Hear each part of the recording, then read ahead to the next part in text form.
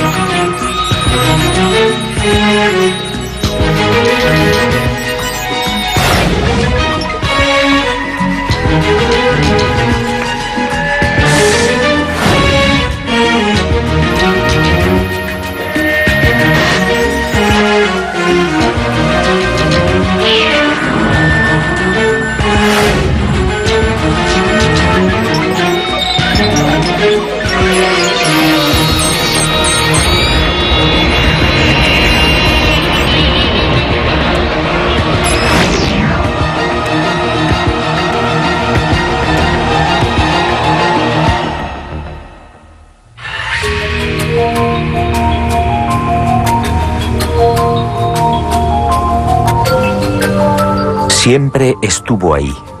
El hombre primitivo alzó también la vista hacia ella y sintió curiosidad.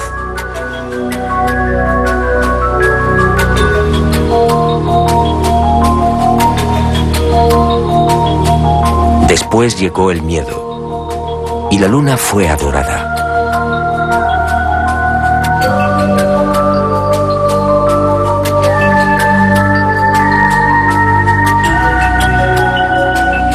Más adelante los seres humanos la convirtieron en un sueño, a veces bello, a veces terrorífico.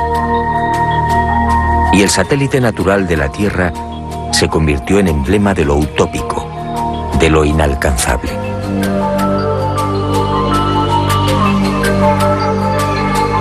Hasta el siglo XX la Luna fue propiedad de poetas y soñadores.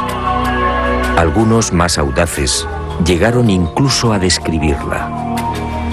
En el año 499 a.C., el filósofo griego Anaxágoras enseñaba que la Luna es un astro habitado, con infinidad de valles y montañas.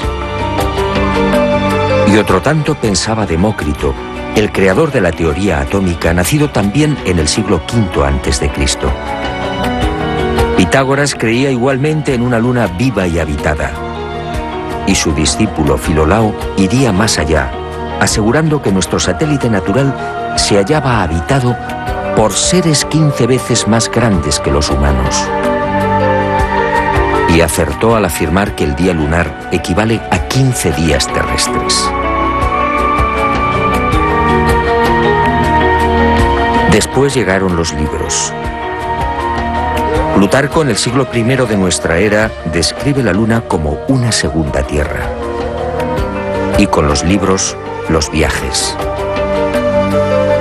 Fue hacia el año 160 después de Cristo cuando el griego Luciano de Samosata escribe el primer viaje a la Luna.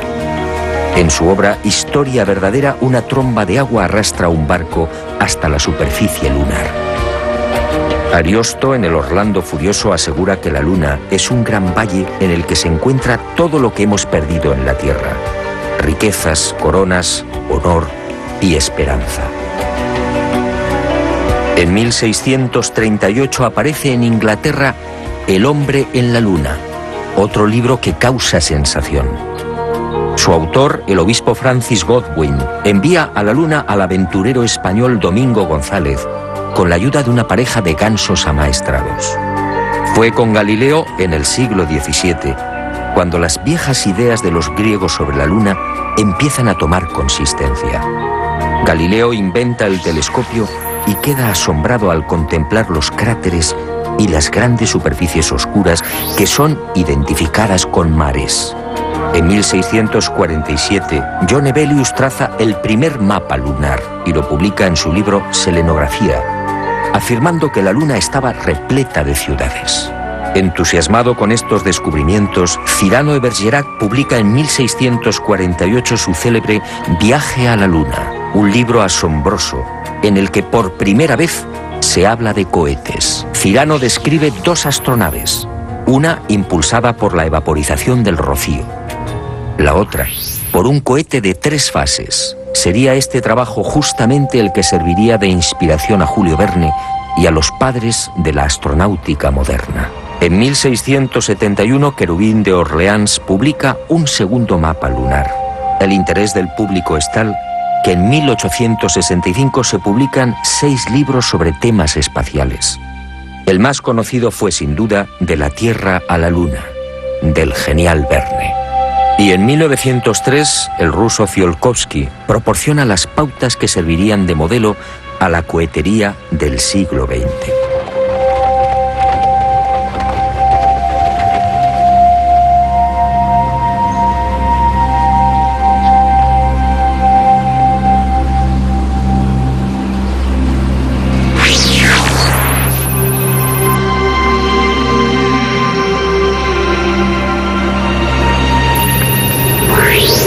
Antes de entrar de lleno en las claves de esta historia, permítame un apunte que guarda estrecha relación con lo que quiero contarle. Sígame de nuevo y guárdelo en su memoria.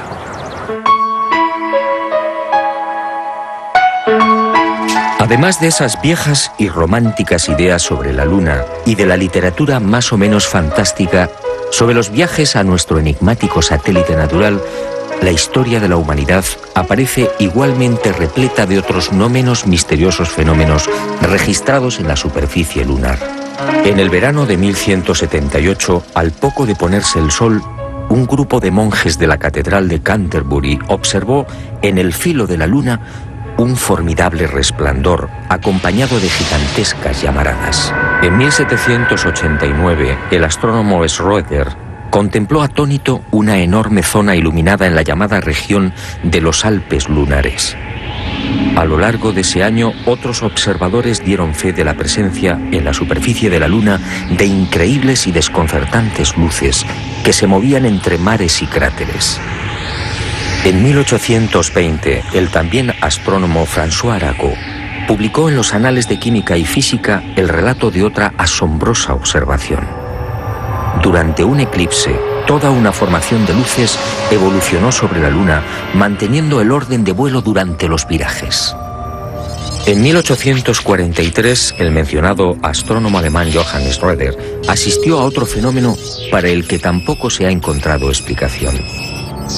Al observar el cráter Linné en el Mar de la Tranquilidad, el científico comprobó algo desconcertante. El citado cráter de unos 7 kilómetros de diámetro cambiaba regularmente de forma. Poco después, para asombro de la comunidad científica, el cráter en cuestión desapareció por completo. ¿Qué había ocurrido? En 1971, Apolo 15 sobrevoló la zona y fotografió Linné. El desconcierto de los astrónomos fue total. El cráter Linné solo tenía 2.700 metros de diámetro y estaba allí. En 1877, el astrónomo inglés Klein fue testigo de otras intensas y rápidas luces que se dirigieron al centro del cráter Platón. Una vez en la caldera, las luces se reunieron formando un triángulo. En 1950, el Dr. Wilkins era testigo de otro suceso aparentemente imposible.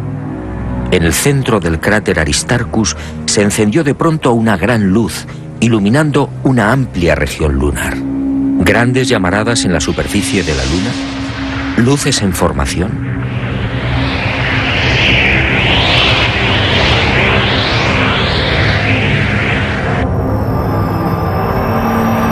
¿Qué estaba pasando en la Luna?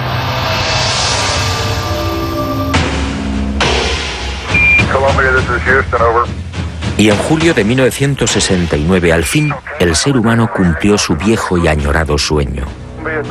El Apolo 11 se posaba en el Mar de la Tranquilidad.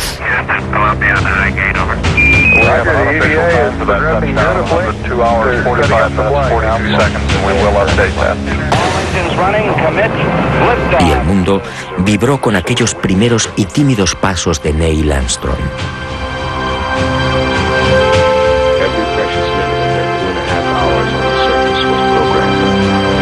Pero el mundo, una vez más, fue engañado.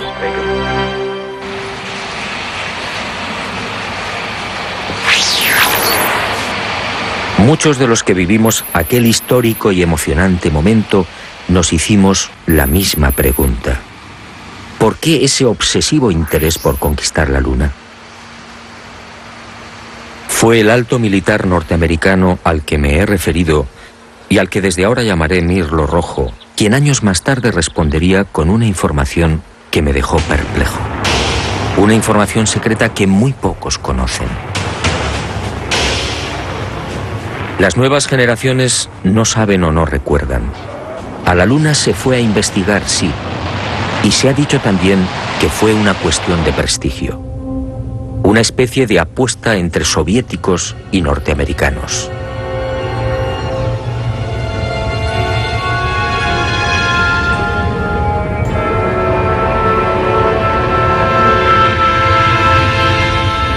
Pero hubo algo más.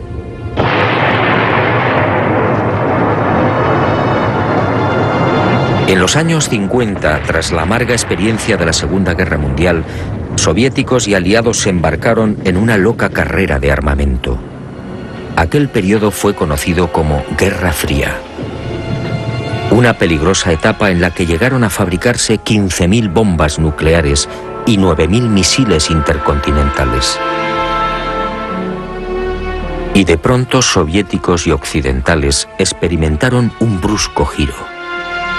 De la noche a la mañana, sin aparente justificación, la URSS sorprendió al mundo, situando en órbita el primer satélite artificial, el Sputnik. Era el 4 de octubre de 1957. Y armas nucleares y misiles intercontinentales quedaron en segundo plano. ¿Por qué? Y la opinión pública, atónita, asistió a otra sucesión de acontecimientos no menos desconcertante. Estados Unidos se enganchó también a la incipiente carrera espacial, manteniendo en la sombra su obsesión armamentística. Pero los soviéticos mantuvieron la delantera. Mientras los norteamericanos fallaban una y otra vez en los lanzamientos, el 12 de septiembre de 1959, el Lunik 2 ruso conseguía el primer impacto en la Luna. Poco después, el Lunik 3 enviaba las primeras imágenes de la cara oculta. Y el mundo siguió preguntándose, ¿qué ocurría? ¿Por qué este obsesivo interés por conquistar el espacio y sobre todo la Luna? Pero soviéticos y norteamericanos siguieron guardando silencio sobre sus auténticos intereses. Los humillados norteamericanos recibirían el golpe de gracia el 12 de abril de 1961. Ese día el cosmonauta Yuri Gagarin se convirtió en el primer ser humano que orbitaba la Tierra. Y el mundo, en especial la nación norteamericana, fue sorprendido de nuevo. 44 días después de la hazaña de Gagarin, el presidente Kennedy compareció ante el Congreso, comprometiéndose a lavar el honor del país. En aquella oportunidad, un Kennedy firme y sereno asombró al mundo.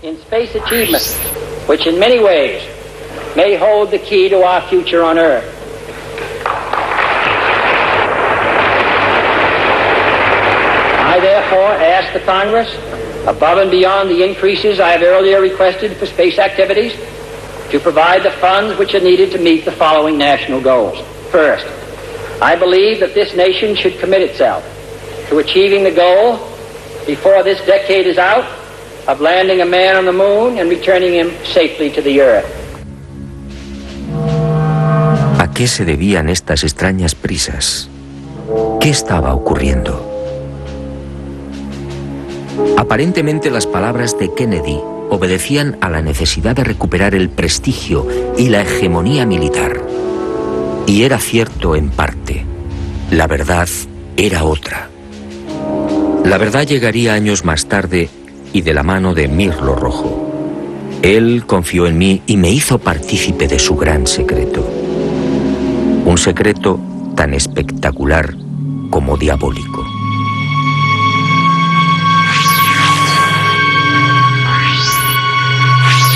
Soviéticos y aliados mintieron a la hora de justificar aquella loca carrera espacial. Todo empezó en la década de los años 40. En esas fechas, las intensas oleadas ovni registradas en el mundo pusieron en máxima alerta a los militares soviéticos y aliados. Para ellos estaba claro: aquellos objetos pertenecían a civilizaciones no humanas, civilizaciones muy avanzadas. El mundo nunca lo supo. Aquellos miles de avistamientos fueron la gran razón que impulsó a los militares al referido y brusco giro en la carrera armamentística. Y concibieron la necesidad de fortalecer los sistemas defensivos, concediendo absoluta prioridad al espacio. Los militares no eran ajenos a los extraños fenómenos luminosos que se registraban en la Luna y que venían reportando los astrónomos. Y desde los años 50, tanto Estados Unidos como la antigua URSS redactaron planes concretos para pisar el satélite natural y establecer bases que, según ellos, pudieran controlar y contrarrestar la presencia de estas astronaves no humanas. Horizon fue uno de estos proyectos diseñado en secreto por el Pentágono. Ni siquiera Kennedy tuvo conocimiento del gran plan. Sencillamente fue engañado. Y consideró de buena fe que los Estados Unidos deberían ser los primeros en ese supuesto desafío técnico y científico. Según Mirlo Rojo, la campaña de intoxicación desplegada por las diferentes agencias gubernamentales norteamericanas y los servicios de inteligencia hizo el resto.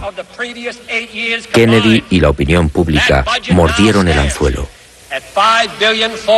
En la noche del 24 al 25 de julio de 1955 se produjo un nuevo incidente ovni que aceleraría los planes de los militares. Esa noche los observatorios astronómicos de Leningrado y Monte Palomar descubrieron un gigantesco cilindro a 500 kilómetros de la Tierra, orbitando a 30.000 kilómetros por hora. El objeto tenía más de 10 kilómetros de longitud. Días después, soviéticos, norteamericanos, franceses e ingleses se reunían en secreto en Ginebra, confirmando sus temores. Aquella formidable máquina, obviamente, no era humana. Pero ocurrió algo imprevisto. Los soviéticos no aceptaron los consejos y directrices de los militares aliados para establecer un proyecto conjunto en el control del espacio. Y el 4 de octubre de 1957, ante la sorpresa del mundo y la irritación de los aliados, tomaron la delantera con el ya referido lanzamiento del Sputnik.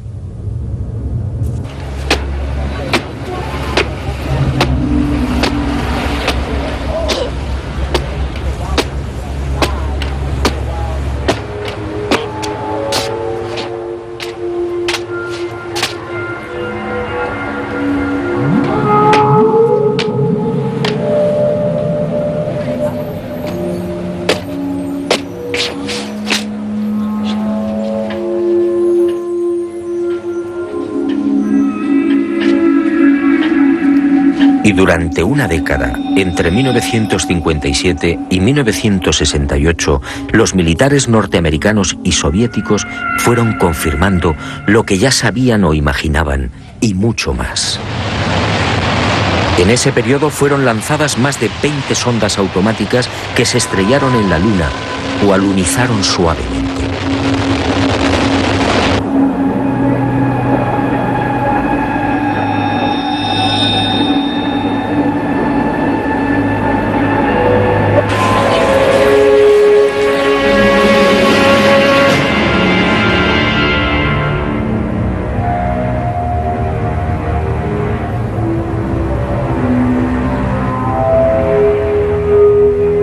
En total, sin contar las imágenes obtenidas por la URSS, la NASA recibió 230.000 fotografías del satélite natural. La Luna fue fotografiada en su totalidad y a muy diferentes alturas. Pero los militares que controlaban y controlan la Agencia Espacial Norteamericana no dieron a conocer muchas de esas imágenes. ¿Por qué? ¿Qué mostraban?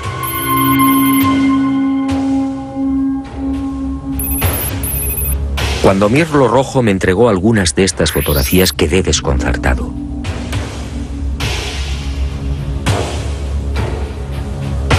Se trataba de imágenes altamente confidenciales, jamás divulgadas.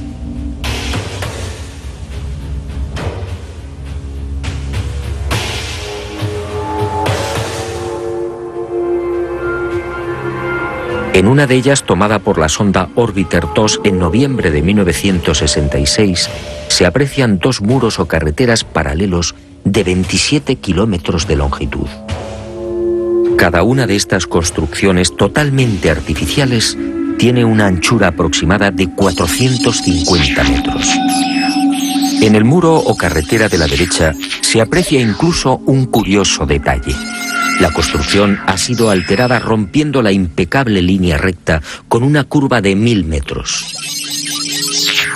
En otra de las fotografías, los militares norteamericanos descubrieron lo que llamaron la Gran Presa, una no menos enigmática construcción de 5 kilómetros de longitud al norte del Mare Imbrium. El 19 de noviembre de 1966, la misma Orbiter 2 captaba a 48 kilómetros de altura y sobre el Mar de la Tranquilidad otra extraña formación. En esta ocasión se trataba de enormes pilares o monolitos perfectamente alineados de 3 en fondo. En total, 30 obeliscos de idéntica altura. Aquello obviamente no podía ser una formación natural. En total, según mi confidente, NASA terminó censurando 900 fotografías. Todas ellas pasaron directamente a los archivos del Pentágono. En ellas se distinguen grandes plataformas, posibles ruinas de edificios o ciudades, carreteras y gigantescas cúpulas. Las sospechas de los militares en efecto se cumplieron y prosiguieron con el plan previsto.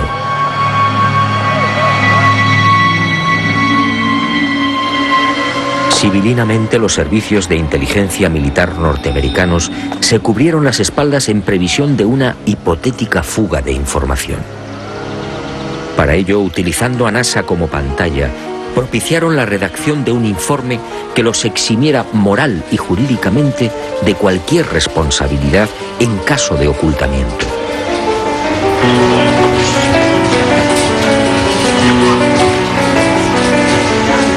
Este documento, conocido como Informe Brookings, redactado por prestigiosos científicos, sociólogos, políticos y economistas, fue presentado a la Cámara de Representantes e impreso en abril de 1961. Curiosamente, un mes antes del célebre discurso de Kennedy en el Congreso. Es decir, cuando NASA, la gran tapadera de los militares, estaba a punto de recibir luz verde y los necesarios dineros para el proyecto Apolo. En este informe, además de reconocer que la vida extraterrestre es una posibilidad real, se aconseja a NASA que no difunda los posibles hallazgos que pueda encontrar en la carrera espacial. En la página 215, en la sección titulada Implicaciones de un descubrimiento de vida extraterrestre, el documento señala que la exploración del espacio podría desembocar en el hallazgo de artefactos no humanos. En ese supuesto, continúa el informe Brookings, nuestra civilización se vería amenazada por un irremediable proceso de desintegración, tal y como ha sucedido en la Tierra, en otras épocas y con otros pueblos. Este documento, efectivamente, no deja en buen lugar a la supuesta democracia norteamericana. Hablemos claro. En el informe Brookings, sencillamente, se anima a NASA a ocultar información. Y eso fue lo que hicieron.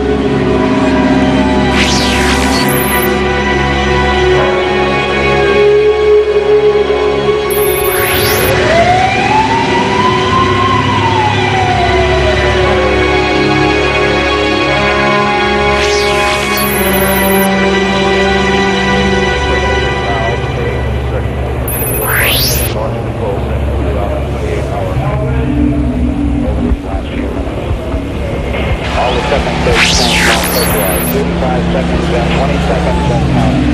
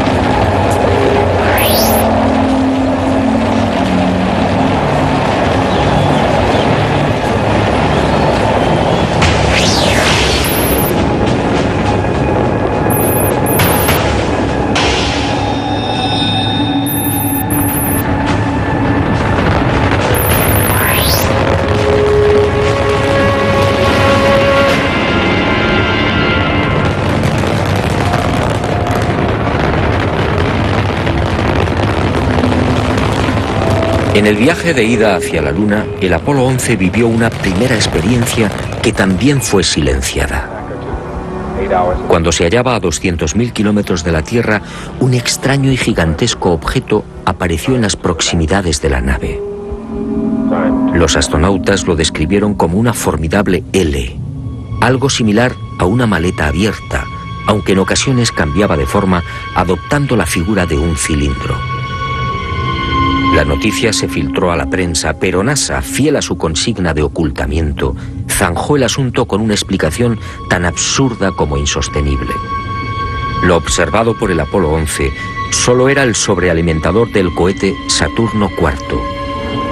Absurdo, sí, porque en esos momentos la referida fase del cohete se encontraba a 10.800 kilómetros del Apolo.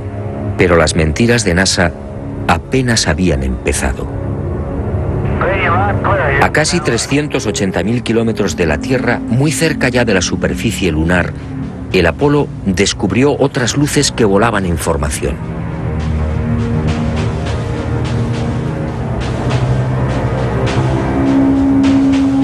Según Mirlo Rojo, aquellas luces parecían esperar al Apolo 11.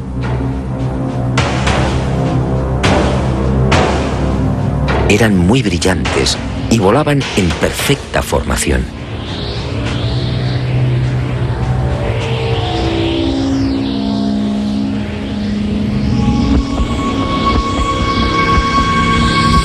Poco después se alejaron a gran velocidad, desapareciendo hacia la superficie de la Luna.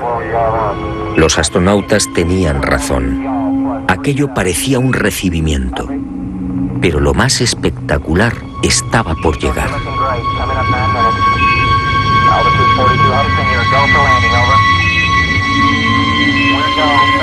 Armstrong y Aldrin descendieron finalmente. Su compañero Collins permaneció en órbita lunar a 110 kilómetros de altura.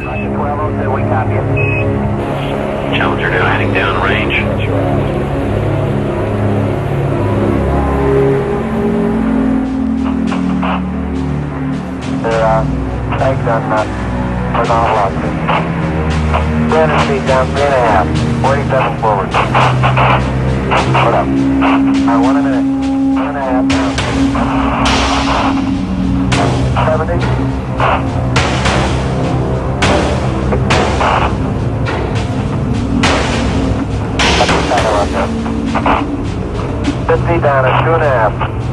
19 forward. Altitude, velocity, light. 2.5 down. 220 feet. 15 forward. down nicely, 200 feet. 4.5 down. 5.5 down. 260, 6.5 down. 5.5 down. 9 forward. Good. 20 feet. 100 feet, 3.5 down. 9 forward. 5%. 185. 75 feet. That's looking good. Down a half. 6 forward. Challenger now heading downrange.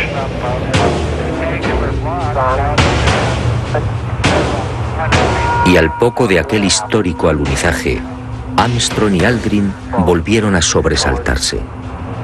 La frecuencia cardíaca se disparó hasta 150 y 160 latidos por minuto. Las palabras de Armstrong, atropelladas, dejaron perplejos a los técnicos de Houston.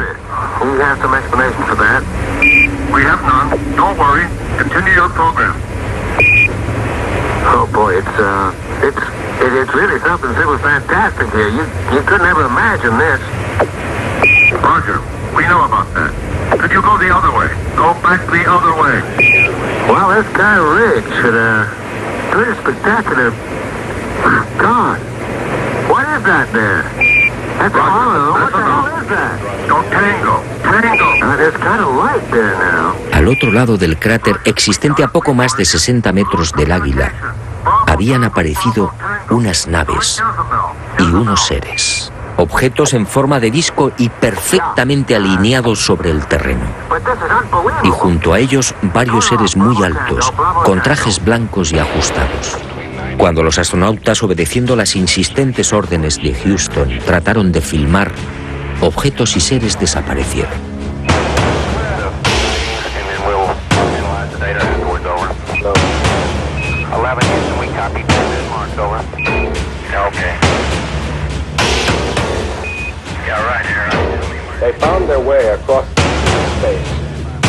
Y llegó el momento culminante, el verdadero objetivo de Apolo 11, la secreta razón que impulsó a los militares a conquistar la Luna.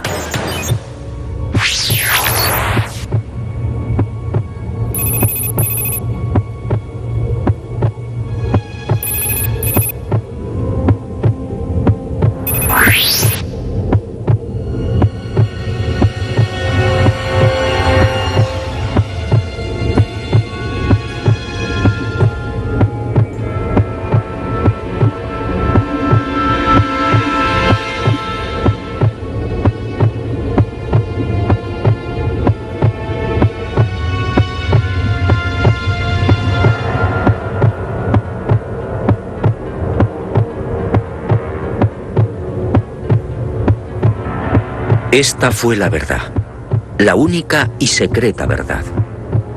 Aquel 21 de julio de 1969, Armstrong y Aldrin se alejaron escasos metros del módulo, filmando esta increíble construcción.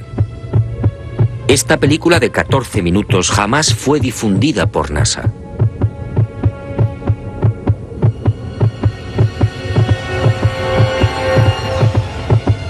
Mirlo Rojo fue uno de los pocos norteamericanos que tuvo acceso a ella. A escasos metros, sí, del Águila. Y no fue casualidad. Todo estaba minuciosamente programado.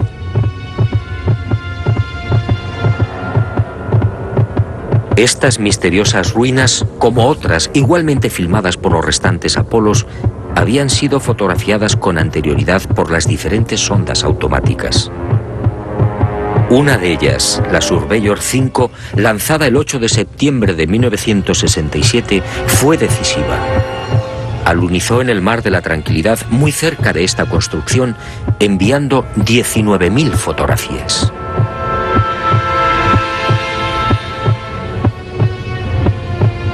Edificios en ruinas.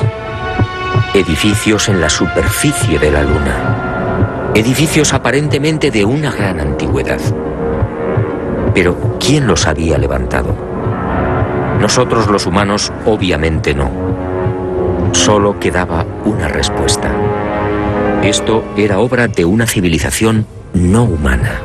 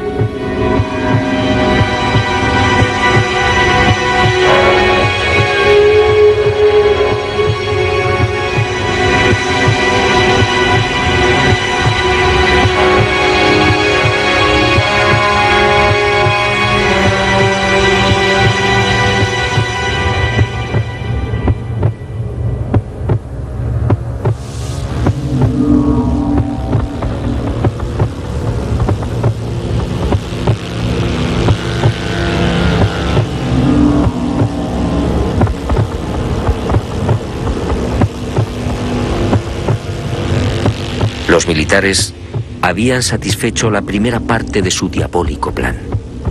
Ahora quedaba la segunda.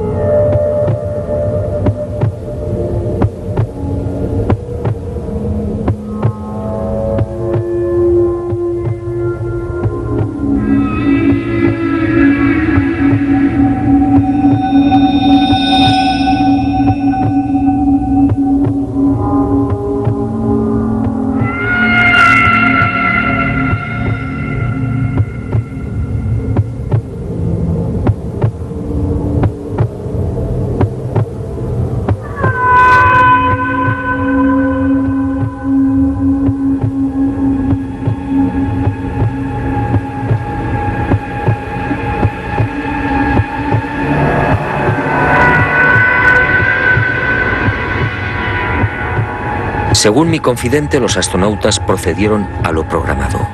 Recogieron muestras de los muros, tomaron medidas y se retiraron.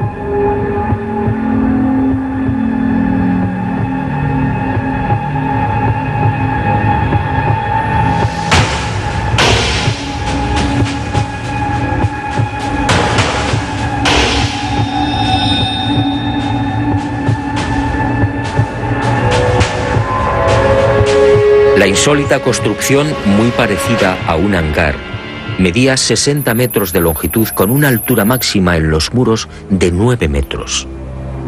Presentaba 12 huecos o ventanas y una especie de puerta frontal de 5 metros de fondo por 3 de altura. Según los análisis practicados en la Tierra, el material con el que había sido construido era similar al de la superficie lunar. Un 60% de los átomos era oxígeno, con un 0.01% del peso constituido por hidrógeno.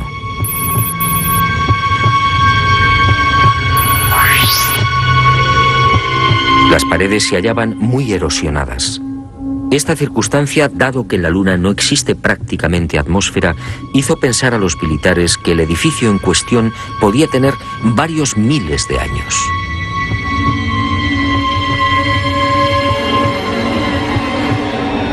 La secreta excursión de Armstrong y Aldrin a este hangar y naturalmente los 14 minutos de película jamás fueron difundidos por NASA. Oficialmente no existen. Pero poco faltó para que la increíble aventura se filtrara a la opinión pública. Todo se debió a un error de NASA que permitió la publicación en aquel 21 de julio de una escueta e incomprensible noticia. En un teletipo que dio la vuelta al mundo se afirmaba textualmente: el corazón del astronauta Neil Armstrong alcanzó las 160 pulsaciones por minuto al finalizar hoy su paseo lunar, mientras se hallaba trabajando en la dura operación del cargamento de muestras de rocas y suelo lunar. El hecho pasó prácticamente desapercibido, pero algunos con toda razón se preguntaron: ¿cómo era posible que Armstrong sufriera semejante aceleración cardíaca en el más que inofensivo y cómodo transporte de rocas lunares? En el delicado descenso del Águila, la frecuencia cardíaca de Armstrong llegó a 156 pulsaciones por minuto. Ahí sí estaba justificada la fuerte alteración del astronauta. En la carga de rocas, en cambio, no tenía sentido. Armstrong, de 39 años de edad, había llevado a cabo 78 misiones de combate en Corea. Había volado más de 200 modelos de aviones y tenía fama por su extraordinaria frialdad y nervios de acero.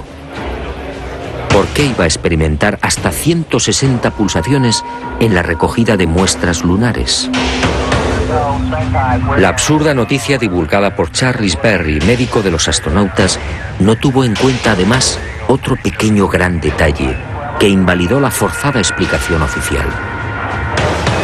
Durante las 3 horas que duró el paseo lunar, Armstrong y Aldrin recogieron un total de 25 kilos de rocas. Dado que en la superficie de la Luna existe una gravedad 6 veces menor que la de la Tierra, el peso real de las rocas fue de 4 kilos. 4 kilos repartidos entre 2 astronautas y en diferentes momentos de la excursión lunar. La versión de NASA efectivamente no era creíble.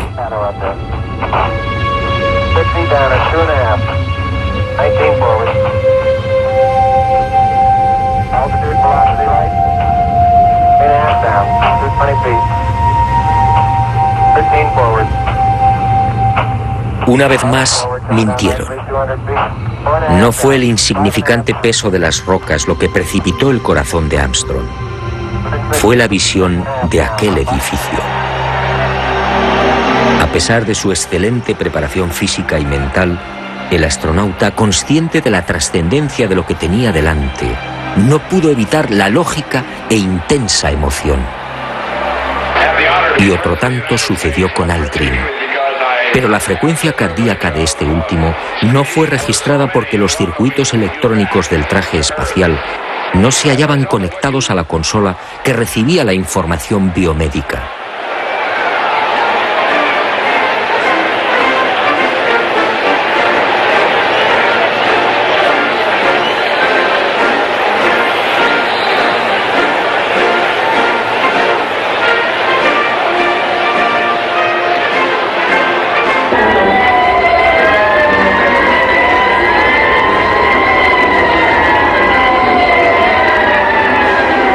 Los hombres del planeta Tierra posaron aquí su pie por primera vez. Julio de 1969. Hemos venido en son de paz, en nombre de toda la humanidad. Así reza el texto de la placa dejada por Apolo 11 en una de las patas del Águila, el módulo lunar que supuestamente todavía sigue en la Luna. ¿En son de paz? Nueva mentira de NASA y de sus propietarios, los militares norteamericanos.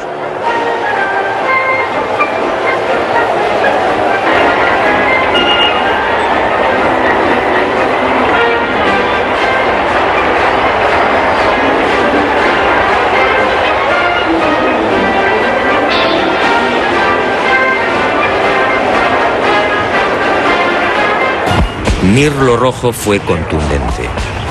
Hasta diciembre de 1972, fecha en la que se interrumpe el proyecto Apolo, otras 5 naves volaron a la Luna.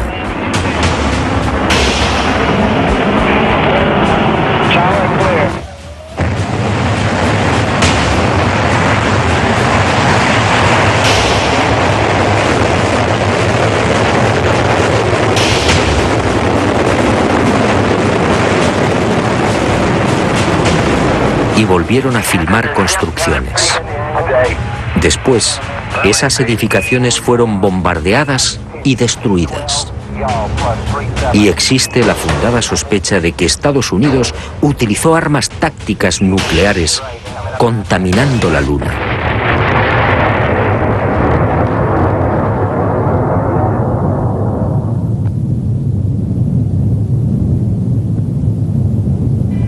Altitude 42 Houston, you're go for landing, over.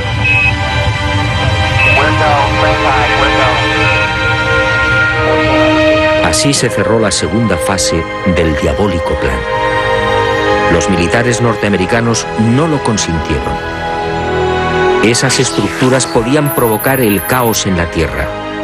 Eso dijeron.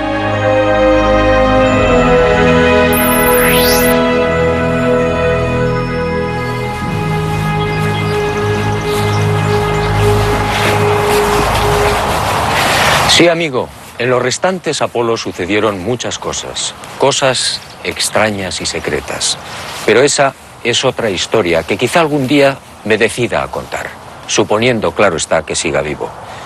Por cierto, desde aquel diciembre del 72 han transcurrido más de 30 años. ¿Estamos pensando lo mismo?